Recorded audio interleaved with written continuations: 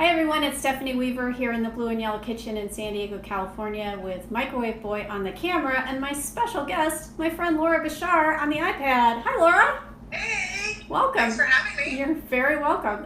So Laura actually lives in San Diego, but because of stay-at-home orders, she's not physically here, but it makes it a lot easier because she doesn't have to drive here.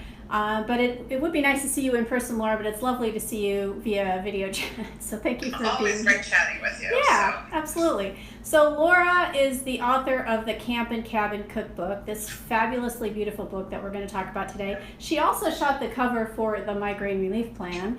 And we've been friends basically since I think we both started our food blogs. I started mine in 2010 and we met shortly thereafter. So today we're making socca, which is a chickpea flour flatbread. And it's a two-step process. We're going to mix up the batter, then we're going to turn the camera off and come back in 30 minutes after the batter's had a chance to set up. Is there anything else you want to tell us about the socca, Laura, while I'm mixing stuff together? It's one of these hidden gems of a recipe that even, we were just talking beforehand that as food bloggers, most people might have heard of it, but even as a food blogger, I don't think I heard of it until I was doing research on my cookbook and trying to find different recipes that you can make outside, over fire, from all over the world. And I'd heard something about a garbanzo flour bread, but I didn't realize it was French. I always thought it would be Middle Eastern, but it's a delicious little treat. Yeah, so it's a cup of water, a cup of chickpea flour or garbanzo bean flour, a half a teaspoon of kosher salt, and a tablespoon of finely minced fresh rosemary, which is from my yard because we live in California, so we're lucky that way, and we really appreciate that. And then 2 tablespoons of olive oil, extra virgin olive oil, goes in the batter, and then it's just whisked together. You just want to get the lumps out, right, Laura? Correct. Yes, because if you're familiar even just with regular chickpeas, the chickpea flour itself is also very dry, and it just has to, those lumps, you just got to get rid of them so that the water and the moisture can get absorbed. Right, so get it hydrated. So I'm just using a regular whisk. The rosemary scent is really beautiful and strong in a good way. So aromatic, I guess I should say, as opposed to strong. Strong isn't necessarily a good food word. I think aromatic is a better food word. A little rosemary goes a long way. Little rosemary goes a long way. So there's actually a fair bit of rosemary in this recipe. I was a little surprised that it took me 3 full sprigs to get that tablespoon of finely minced. I think that's pretty good. Does that look okay, Laura, or should I keep whisking? Can you see that? As long as you don't have any lumps, you should be fine. Okay, small lumps. There's some small lumps. Maybe I'll get a spoon. Use the back of the spoon just to get those pesky little lumps out of there, just to make sure that everything hydrates up. So have you guys been cooking over the fire pit in the backyard? Yeah, we've been grilling. We had a couple weeks of a little too warm for us at this time of year weather, but other than that, it's been really beautiful. And in California, we like to extend our house outside, so we've been grilling a lot, as well as I pulled out the Dutch oven a couple times and decided just to cook, just to make it different and have something fun.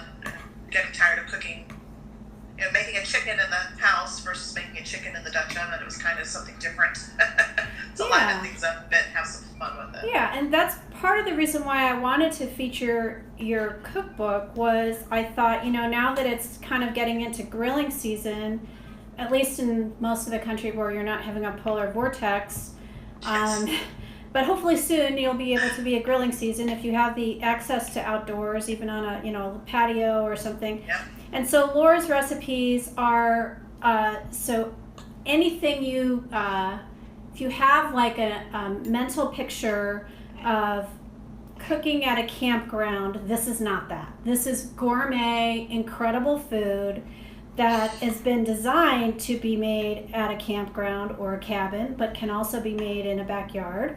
And that's why I thought it would be fun for people to learn about it, because maybe this is a book you might want to order from your local indie bookstore, ideally, and get it in, and then you can try some of these things over the summer.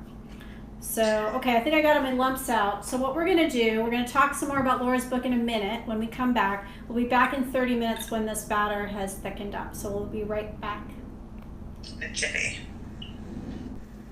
Okay, 30 minutes later, we're back with Laura Bashar, and I'm just going to give the batter a little bit of a stir. And I think you can see it's thicker. It's not super thick, but it's thickened up, and there's definitely no lumps, so that's what mainly we wanted. I'm going to bring my pan out, and I do have an oven thermometer in the oven, and I bought that because I started wondering whether my oven was the right temperature, and it turns out that when my timer goes off to tell me that the oven is at 450, it was only at 350. So it's really important if you can buy I think they're like $6 or $8. The oven thermometer is just very helpful because then you know it took another 10 minutes or so for it to get up to temperature. So you put your skillet in the oven to heat up. Just get the stuff out of the way. And you cannot forget that it is screaming hot. So do not touch it. But what you do is very carefully rotate it around because you want to get everything coated with olive oil before you put the batter in. Am I doing that right, Laura? Yep. Okay, all right.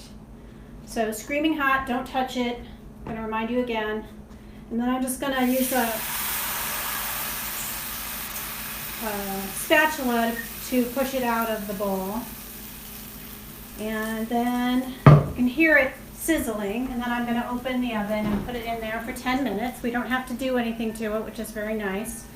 And then we're going to talk to Laura while it's cooking. All right, so cool. I'm going to set my timer, and then we're going to talk to Laura and show off her beautiful book. Yay! Okay, so timer set. Move this out of the way. All right, so the Camp Cabin Cookbook. How did you get the idea for this? Is my first question. Well, I'm married with 3 kids and 2 boys and a girl, and my husband and my boys are active in scouting, and so we began camping a lot. My husband was an avid camper before we even got married, so for me it was the occasional camping trip once in a while when I was a kid, but other than that I didn't really do that much. But as we did more and more, our was first with the Cub Scouts and then with the Boy Scouts. When we first were doing it with the Cub Scouts, my husband became the scoutmaster. We started saying, well, we need to get the families together when we go camping, and what a great way is to share a meal together and prepare a meal together. And that's honestly the basis of the cookbook, is just all these good memories. I mean, whether you're in the kitchen or around the campfire, families get together around the dinner table, so why not do it while you're outside too? And I'm right now I'm flipping the pages of the book so people can see. I'm going to talk about a couple of these recipes. So you photographed this entire book, styled it, went on the camping trips, all of that, you and your family. So sometimes it was your husband, sometimes was it your father that went with you on some of these? Yeah, my dad went one time, and he enjoyed himself. We went to a cabin in Mammoth, and he just enjoyed being outside and away from everything. Nice. And there's foods. My goal was to introduce recipes from all over the world, because we're so trapped in the kitchen that we forget it all started outside. Everybody. That's true. And every culture has something that's cooked over fire outside, and it just kind of is what unites us all. So I did my best to try to get something from everywhere and adapt it to American style camping and outdoor living, but it's just pretty universal. I think the book is great. So I'm showing them the picture of the Dutch oven right now. So this Dutch oven is not the Dutch oven that you cook with on your stove or in your oven. These are cast iron with a cast iron lid, right? And that's a really key component of this cooking. Can you talk a little bit about the coals, cooking with the coals? Sure. Don't attempt this with your French enamel cookware. You'll crack it. The Dutch oven is basically a mini oven. It's all cast iron, and the idea is that, well, with cast iron, whether it's a pan or a Dutch oven, is that it retains the heat. So when you use the coals, you put the coals underneath as well as on top, and that's why the lid is really important, that it has that little lip, because the ash won't fall into your food as you're lifting the lid and stirring or checking things while you cook. So you surround the top and bottom of the Dutch oven with coals, and that way you can bake a cake, make a stew, make soup, whatever it is you want inside the Dutch oven. My mind was blown when she was working on this cookbook, and I was watching what she was doing. We were talking and texting. As I mentioned earlier, we've known each other a long time. Laura shot the photographs for my first book, and if everything goes according to plan, she'll be shooting the full color cookbook that I'm working on. So you've got breakfast. So these are, I think is this the spread? Can you tell us what those two things are?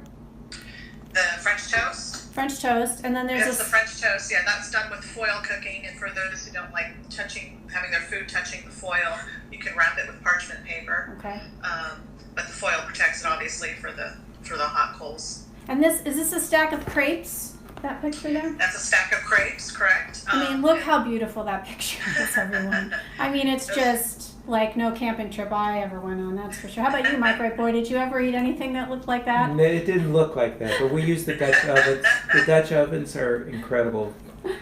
Yeah, they're pretty versatile because you can even cook with the lid of the Dutch oven. And things like reheating tortillas or making crepes you just flip the lid over if you don't have a pan and you only have your Dutch oven, and you can use that as 2 cooking vessels. That's amazing. Then we've got the grilled grapes with burrata and tarragon, which, I mean, so one of the things that you recognized when you started with these family scout camping trips was that the quality of the food wasn't that great, right? People were bringing hot dogs and hamburgers and highly processed food, and you were kind of like, well, we don't eat this way at home. Why do we have to eat this way when we go camping or go out to a cabin? And so I think that was kind of the genesis for you of figuring out and applying your creativity to say, I really like these particular recipes. I wonder if I can make them in a Dutch oven, right? Yeah, and no, the scouts don't go out getting burrata for their camping trips. No. The parents that went on the trips didn't mind it at all. Right. And like, for example, we went with a bunch of scout families for part of my cookbook shooting, and I told them, I'll be cooking, you guys enjoy the food while I take pictures. And, when these boys are sitting down inhaling a clafouti and all these other chicken cacciatore and other things that I was making for them, the figs and things like that, they were eating it all up, and they had no problem going gourmet at all. There you go. So this is a Korean short ribs, and then the Hungry Man Dutch oven lasagna, both of which look incredible. I'm just like, my mouth is just watering looking at these pictures. And then I tagged the chorizo meatloaf, which sounded amazing and looks incredible as well. And then the jalapeno popper Hasselback sweet potatoes, which is a mouthful. But tell us what's a Hasselback potato, because I remember learning about them. I think you were there at Camp Blogaway. Yeah. So the Hasselback, it was introduced at a restaurant, and the idea is you take the potato, you cut them accordion style, so it's not cut all the way through, and you have these wonderful slits inside the potato that you can stuff whatever deliciousness you want inside of them. And for me, I'm a huge fan of jalapeno poppers and sweet potatoes, so I decided I was coming up with something fun to stuff in there. So the idea is, again, it's accordion style, it's still connected, but you cut just enough so that you have these small slits inside of the potatoes. Zucchini, you can do it with almost any oblong type of vegetable and stuff it. Cool. Do you have, so are there recipes that you regularly make out of this book, Laura?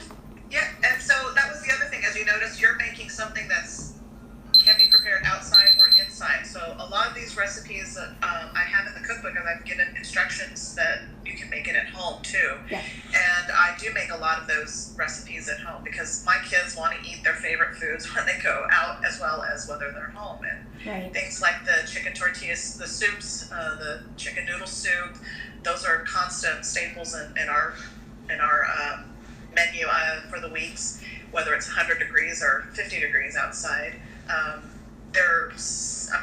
I've just gone blank all over. I make the stuffed mushrooms a lot. We're always doing artichokes, and a lot of the egg dishes for breakfast. This is just how we normally eat, so why not make it outside? outside. Yeah. Well, we really like the protein pancakes that are made from bananas and eggs and almond meal. We make those a lot and really enjoy those. So those are a grain-free pancake, high protein, very tasty. And so yeah, we've really enjoyed. And I did. I think I did recipe testing for you. Yes, you did. Yeah. So that's one of the things that happens with cookbooks is that the author will develop the recipes, but then they want to make sure other people can make them and that they're turning out successful. So we'll do this for each other. I have almost 50 recipe testers finishing up the recipes for the My Grain Relief Plan cookbook right now. And it's this really interesting process of sending them out, and we have a sheet that you fill out, and then you get back all these questions that you didn't think of as someone who's pretty familiar with cooking, and people wanting to know, like, I just got a sheet back last night and the person said, well, should it be pureed this? And I thought, oh, I guess I'm not that clear. I need to be more specific about what that mixture looks like when you finish pulsing it. I thought saying pulse 15 times in the food processor was specific enough, but I think people like those extra little hints that they're doing the right thing. And so that's the sign of a really great cookbook, is when someone has gone through that recipe testing process, because then you can be sure that when you make those recipes, they're going to come out and you're going to love them, and they're going to look as, maybe not as beautiful as Laura's pictures, because Laura's an extraordinary photographer and stylist, but that they're going to be at least an approximation of what that recipe is promising in the cookbook. So, and that's why I try to give as many cues, because when you're cooking outside, I might tell you how many coals or how hot the fire should be. It's still a difficult thing to measure exactly, and so I give times, I give cues, of visual cues of, does it look like it, when it's done, when it looks like this, it's done when it peels away from the pan, or it's browned, or and that's another part about you have to be a little more relaxed when you're cooking outside, because you're going to have a little less control, and you have to give up a little more of that control as well. Okay, timer just went off. Laura, does that look done? Is it browned on top a little bit? It's browned around the edges. Can you see? I can't see the top. Sorry. How's that?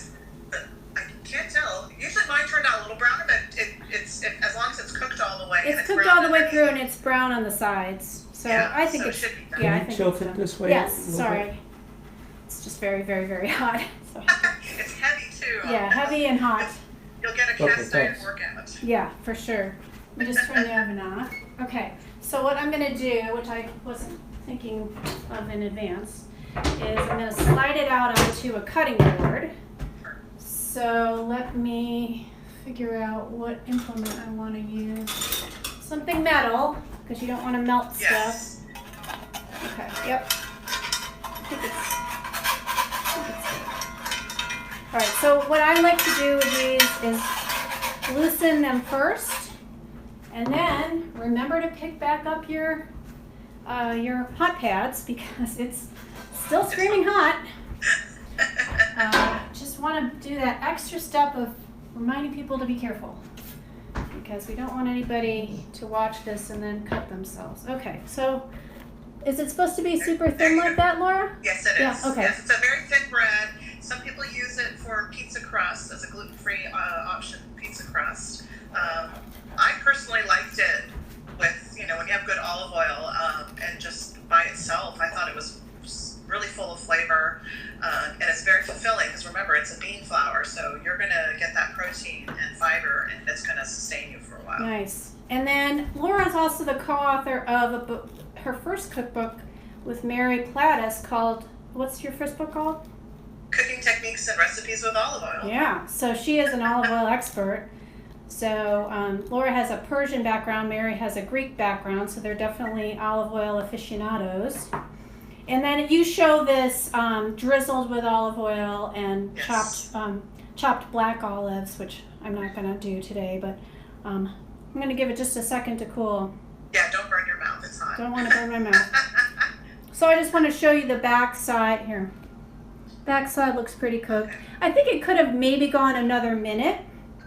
It's definitely cook, extra but crispy to burnt very quickly, so sometimes you have Right. to keep looking at it. 30 seconds maybe. Yeah. It's very tasty. Yeah. It has and I made the mistake when I was recipe testing because I apparently had chickpea flour in my pantry the first time I made this dish, and I didn't realize that chickpea flour really does go bad, and it was awful. And so if your socca doesn't taste good, if it falls apart when you try to take it out and it's cooked all the way through, chances are you might have some old flour. And I speak from wonderful experience on that one. Yeah, good to know. Well, Laura, thank you so much. You can follow Laura at Family Spice, and you can follow me, S. Weaver MPH. Please share this video if you think it'll be helpful for people. You can order Laura's book through any independent bookstore, and that's a really great thing to do right now, is to help keep them alive by doing your book orders through them. A lot of them are doing either curbside pickup, and some of them are doing local delivery. The Camp Cabin Cookbook. And Laura, I want to thank you so much for being with us today. Thank you for having me. It's been a lot of fun. Yeah, and I did. Get outside, guys. The taste is lovely rosemary. It's a very kind of a tender bread, like it's a flatbread. So it's a tender flatbread. The rosemary's not overpowering, but you definitely taste it. And I could say, because you can see it's a little bit limp. So I could have maybe gone another minute, but it's definitely cooked all the way through. I really recommend trying this. It's a lot of fun if you can get hold of chickpea flour, also called the garbanzo bean flour. Thanks so much for watching, and we'll see you all again soon in the Blue and Yellow Kitchen. Bye. Hi, thank you.